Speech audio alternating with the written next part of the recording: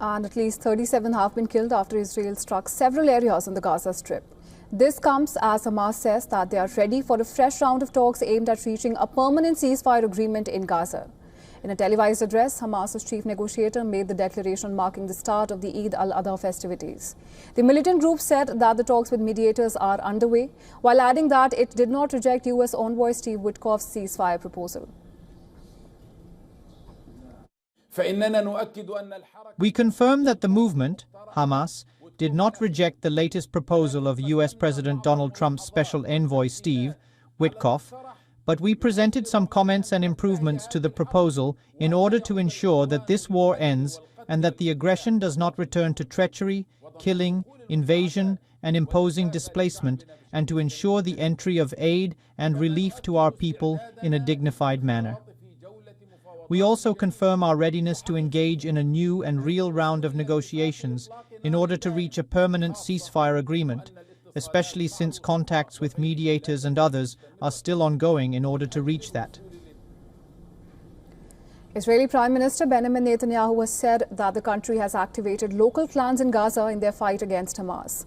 In a video posted on his Instagram account, Netanyahu said that he took the decision on the advice of security officials in order to save lives of Israeli soldiers. On the advice of security officials, we activated clans in Gaza that oppose Hamas. What's wrong with this? This is only good and saves the lives of IDF soldiers. The publication of this only benefits Hamas, but Lieberman, Israeli opposition leader, doesn't care. In the midst of all this, thousands took to the streets to protest against the judicial interference in Israel's war against Hamas in Gaza. Angry protesters could be seen demonstrating against the Supreme Court's injunction.